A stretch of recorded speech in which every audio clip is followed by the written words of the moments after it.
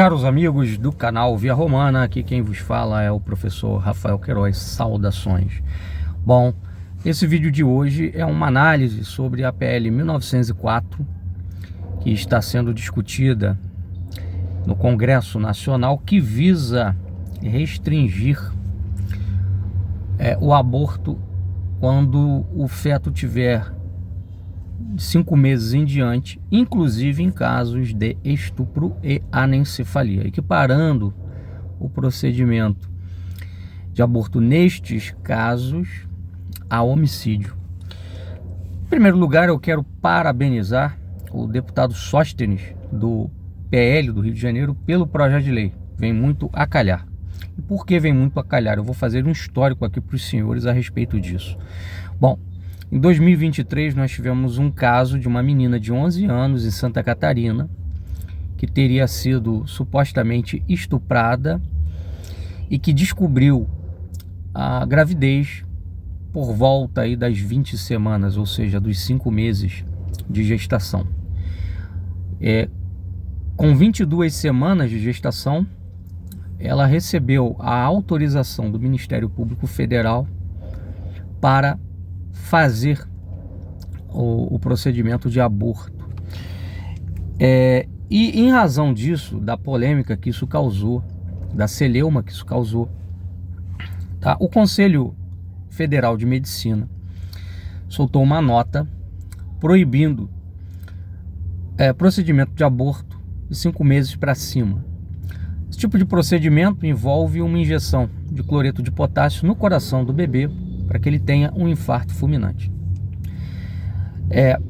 O PSOL, organização nefasta que deveria ser destruída, deveria desaparecer da vida política brasileira, sobretudo porque é um partido que recebe recursos de uma ONG internacional, ou seja, a Open Society, senão o partido, os militantes do partido, os membros do partido recebem, né, que dá praticamente no mesmo. O PSOL entrou com uma ação na justiça,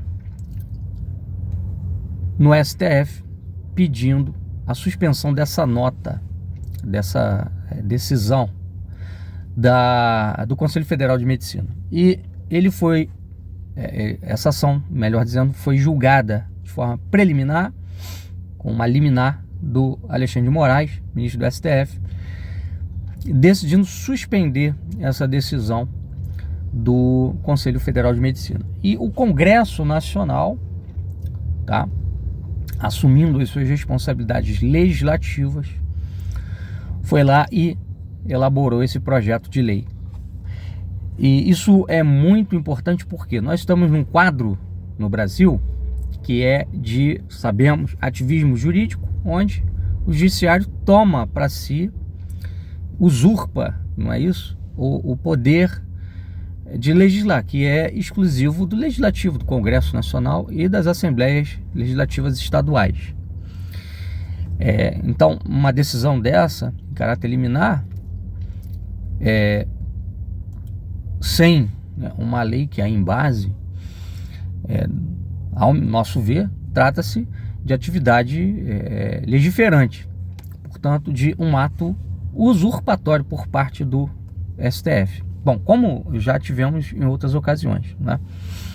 Então, essa ação do Congresso Nacional, essa ação desse deputado é muito importante para, primeiro, frear esse ativismo judiciário. Segundo, para dar um recado claro ao PSOL, né, que eles não mandam no país, que eles não podem judicializar tudo e achar que vão ganhar tudo dessa forma, tá? E por outro lado, é uma medida importante porque ela restringe, tá, o aborto no país. Bom, sobre a questão do aborto, eu queria deixar claro aqui a minha posição, que aliás já deixei em outras ocasiões quando eu tratei desse assunto, que é de ser terminantemente contra o aborto, qualquer circunstância, situação, tá, seja lá qual for. Nós já demonstramos aqui em vídeos anteriores, deixaremos inclusive os links aqui, que o aborto trata-se de um homicídio desde a concepção.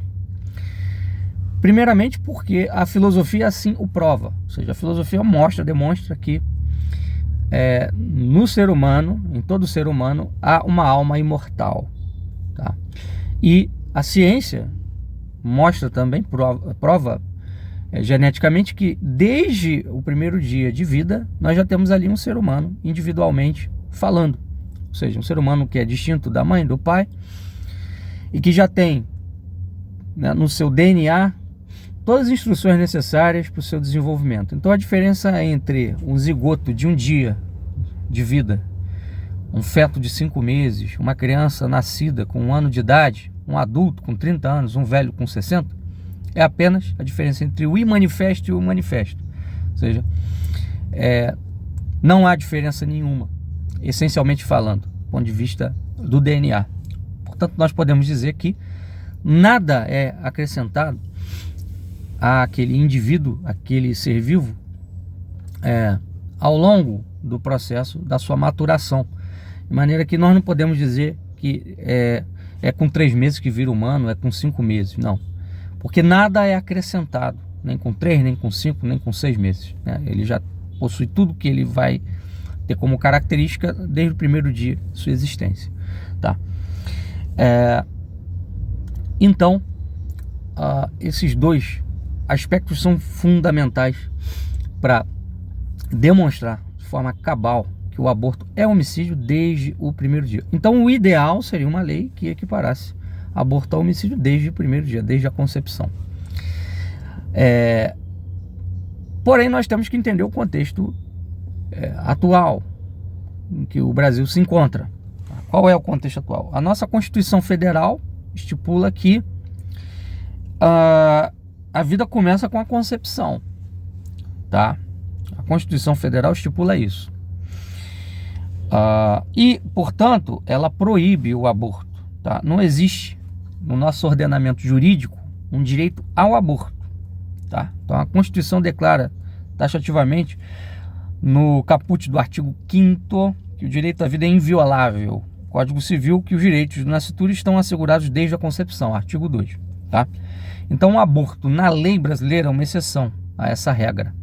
E não é um direito, é uma concessão. Em 3 casos: estupro, anencefalia e risco de vida para a mãe, tá? Então, há concessão para abortar nestes 3 casos. Essa lei, essa PL, ela é proibitiva, impedindo que esse aborto aconteça depois dos 5 meses, mesmo em caso de estupro, mesmo em caso de anencefalia, equiparando esse procedimento acima de 5 meses a assassinato, tá? A homicídio. Perfeito? Então nós temos que distinguir o regramento constitucional do regramento penal, do Código Penal. Teve gente falando assim para mim: olha, o senhor não sabe do que está dizendo, porque na realidade essa lei abre precedente para considerar que só é vida humana a partir de 5 meses. Isso é uma bobagem, tá? Porque essa equiparação é apenas para fins penais, tá? Ela não tem caráter constitucional, não é uma lei que reforma a Constituição, é uma lei que reforma o Código Penal. Então, pessoal, vão estudar um pouquinho de direito, vão estudar um pouquinho de doutrina jurídica para entender do que se trata. Tem muita gente falando bobagem e com um purismo excessivo, achando que não, essa lei ela não é o que nós precisamos. Nós precisamos de uma lei mais dura, essa lei é muito leve. Realmente é muito leve mesmo. Mas no contexto presente do Brasil é o que dá para passar. E já está com essa lei leve, tendo uma barulheira infernal, imagina, né, se fosse uma lei mais drástica. Então as pessoas precisam ter também um senso prático, né, que muitas das vezes não é possível sair do buraco para o topo, né? É preciso às vezes subir um pouquinho, né, no buraco em que estamos, sem sair dele, para dar uma respirada, porque sair do buraco ainda não é possível. Então esse senso de gradação, esse senso prático é fundamental. E sobre as questões que estão sendo discutidas aí na mídia e na opinião pública, pela opinião pública, eu queria falar aqui eu queria fazer alguns comentários a respeito disso. Primeiramente, sobre a postura da esquerda. Via de regra, quando essas questões são discutidas, os argumentos, entre aspas, da esquerda nunca são pertinentes à questão. Então, assim, quando se trata de aborto, eles falam de direito da mulher, de que criança não é mãe, de que é uma questão de saúde pública. Mas não vão ao cerne da questão, ao cerne do assunto. Afinal de contas, o feto é um ser humano, ele tem dignidade humana, ele é um ser humano dotado de imagem e semelhança de Deus, feito à imagem e semelhança de Deus. Então, nada disso, nada dessas alegações vão ao cerne da questão, que é o que precisa ser discutido quando se trata de aborto, ok? E eu acho muito esquisita essa postura desse pessoal, porque é um pessoal que defende os direitos humanos, tá? Mas interessante, quer dizer, os direitos humanos só de quem é nascido, de quem não nasceu, de quem ainda não saiu do ventre, né? Ignoram-se esses direitos. E isso fica muito claro, por exemplo, na postura do Lula, que chora quando vê crianças lá em Gaza sendo mortas pela ofensiva israelense, chama aquilo lá de genocídio, mas quando se trata de aborto, aí é questão de saúde pública. Aí é uma insanidade equiparar aborto a homicídio. Quer dizer, são dois pesos, duas medidas. Maquiavelismo e oportunismo puro, que mostra que ele não tem convicção nenhuma do que diz, né? Inclusive, quando se trata aí de genocídio em Gaza. Quer dizer, se vale, obviamente, de um discurso desse por fatores oportunísticos, né? Porque, a bem dizer, né, a realidade é a seguinte, quer dizer, nós só podemos realmente falar de direitos humanos propriamente ditos, né, se nós estivermos escorados nessa doutrina da dignidade humana decorrente do homem ser um ser feito à imagem de Deus, né? Porque se o homem não tem uma alma imortal, se o homem não tem um espírito, se o homem não tem uma consciência, se o homem é pura matéria, seria apenas um aglomerado de células, seria apenas um ser derivado de um processo evolutivo biológico. Então ele não difere muito de nenhum animal, ele é só um primata mais avançado. E por que ele não poderia ser morto, né, por uma injeção de cloreto de potássio, né? Nada impede. Ou seja, se o homem é um mero animal, tudo é permitido, né? E se outro assim, se um feto, um ser indefeso, como um bebê que está no ventre da sua mãe, pode ser assassinado, o que não pode? Tudo pode, né? Se uma barbaridade dessa, uma crueldade dessa pode ser feita, né, o que não pode ser feito, né? Se nós matamos bebês, quem é que não poderá ser morto? Não é isso? Então, a nossa vida, a vida de todos, está correndo risco quando nós temos um governo que aceita, admite o aborto como uma coisa que tem que ser estabelecida como direito da mulher, como questão de saúde pública, etc. Um outro ponto fundamental de abordar aqui a respeito disso é o seguinte: hoje no Brasil o conceito de estupro não é mais objetivo, ele é subjetivo. É o que a mulher disser que foi estupro. O STJ já decidiu sobre crimes sexuais envolvendo mulher, né, que o que vale é a palavra da mulher, porque esses crimes, segundo o STJ, acontecem sempre na alcova e são impossíveis de serem demonstrados, provados, né, na sua materialidade. Então o que valeria apenas o testemunho da mulher é que não precisa ser cotejado com provas materiais, tá?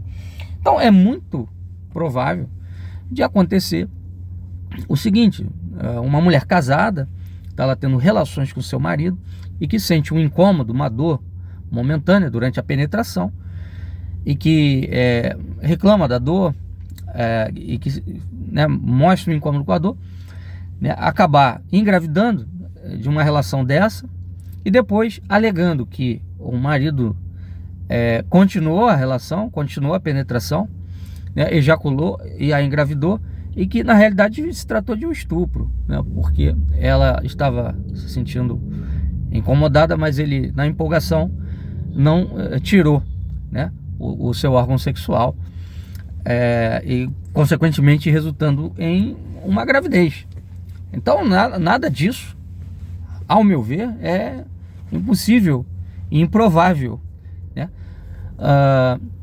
de acontecer no Brasil atual, né? Nós estamos numa situação surreal. Então é uma lei que é importante para evitar essas distorções, tá? É uma lei fraca? É uma lei fraca, mas dado o contexto que nós estamos, ela é fundamental, importantíssima, tá? Para barrar o avanço dessa agenda abortista no Brasil. Sobretudo no momento em que o Brasil vive, além desses aspectos morais, jurídicos que eu citei aqui, tem um aspecto populacional. O Brasil hoje vive um declínio, um claro declínio demográfico, e nós já vemos na Europa os resultados dessas políticas de controle de natalidade, de abortismo, etc, né? A Europa hoje, né, vive uma situação dramática, precisando importar um grande número de imigrantes, o que vem criando várias tensões sociais, né, nos países europeus. Então o Brasil, a ir nessa direção, vai experimentar as mesmas problemáticas que a Europa experimenta hoje em dia. Então nós não queremos isso daqui, né, isso acontecendo aqui na nossa terra. Deus permita que não, né? Deus dê bastante fertilidade ao nosso povo para que tenhamos filhos e possamos repor nossa população.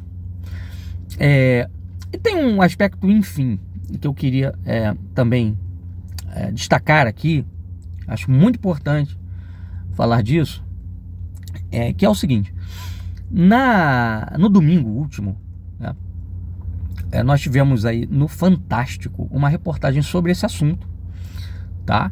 Onde o Fantástico foi lá entrevistar esse deputado Sóstenes, do PL. E a repórter que estava entrevistando o deputado fez a seguinte questão: deputado, por que esse projeto não foi para as comissões? Porque o senhor levou para o plenário, né? Prestem bem atenção nisso. O teórico político, filósofo político Carl Schmitt, um alemão, que eu recomendo a leitura de suas obras, excelente pensador, ele vai traçar uma análise da democracia no século XX, mostrando o seguinte: que o regime parlamentar, tal como era nas origens, já não existe mais. Isso desde o início do século XX, desde os anos 1900, 1910, 1920. Por quê? No regime parlamentar, as deliberações elas são feitas em plenário. Existe uma ampla discussão. O plenário parte do princípio que ele representa o país, representa o povo, dando aquela ideia de vontade geral do Rousseau, né? Onde a votação vai ser feita por esses representantes. Então, a maioria que vai decidir se uma lei passa ou não, prevalecendo a vontade geral, a vontade da maioria, tá? Porém, no século XX isso muda, tá? As discussões parlamentares saem dos plenários e vão para as comissões. Então as comissões elas preparam o que vai ser discutido, né, no plenário, e esquematizam, praticamente moldando as votações do plenário, que acabam sendo apenas votações pro forma, né?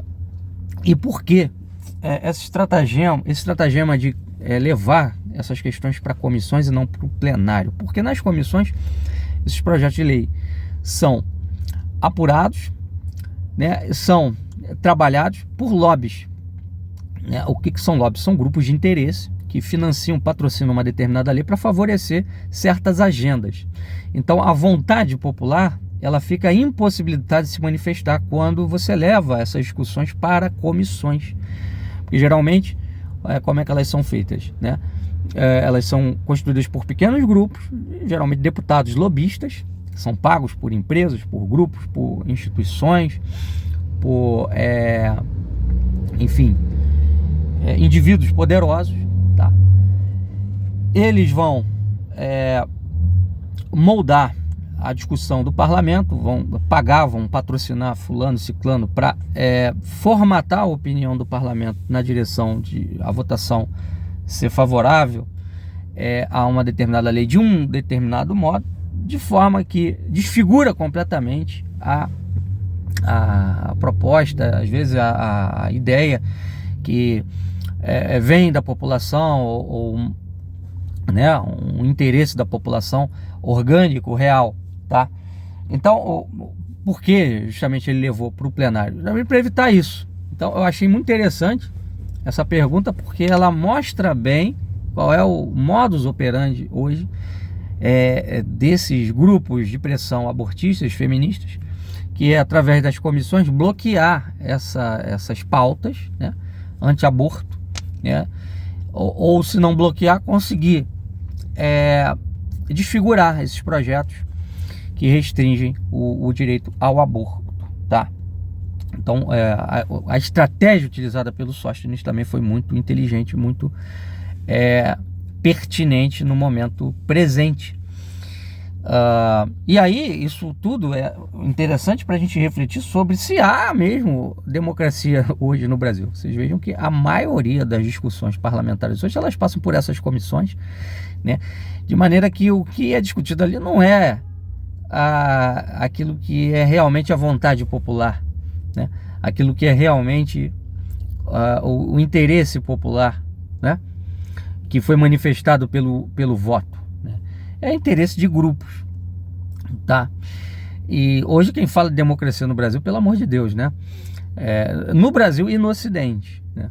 Tá completamente fora da realidade. E essa pergunta dessa jornalista mostra bem essa situação, que acho fica muito patente no tocante a quando a gente analisa, né, todo esse imbróglio aqui dessa PL, analisa a ação do PSOL, que é o que desencadeia essa PL aí, né? O PSOL, que é um partido cujos membros são patrocinados pela Open Society, pelo Soros, né? Ou seja, essa ONG da tal Sociedade Aberta, para trazer para o Brasil leis que já passaram em outros países, quer dizer, trazer para o Brasil agendas internacionais que não necessariamente representam a vontade popular. Eu vi uma pesquisa ontem que 74% das pessoas são favoráveis a essa PL, ou seja, está mais do que na cara que realmente essa lei representa, tá, a vontade do povo. Fim de papo, tá? E aqui eu não estou dizendo que todo o poder vem do povo, tá? Para que ninguém me acuse de adotar uma doutrina revolucionária. Eu estou apenas me valendo de considerações que são feitas dentro daquilo que é a maneira como o sistema hoje funciona, tá? A Constituição Federal que nós temos, ela diz que todo poder emana do povo, tá? Se todo poder emana do povo, então as votações não podem, desses assuntos não podem ir para comissõezinhas aqui e ali que vão desfigurar uma proposta que é francamente popular, tá? Por mais que eu não goste dessa doutrina, é disto que se trata, tá bom? Na realidade, todo poder vem de Deus, né? Mas isso é um outro assunto, eu não vou entrar aqui nesse mérito. Eu acho que quem assiste os meus vídeos entende bem onde que eu quero chegar quando eu falo disso aqui. Eu tô, né, argumentando e comentando em cima do contexto que nós temos atualmente no nosso país, tá bom, pessoal? Então era isso que eu tinha para falar. Um abraço, até a próxima, e fiquemos vigilantes com relação às ações desses lobbies, né, que querem barrar muitas das vezes interesses e vontades e decisões da população manifestas pelo voto, que estão relacionadas à manutenção de certos costumes e valores, princípios que são caros à população, tá? Um abraço e até mais. Fiquem com Deus.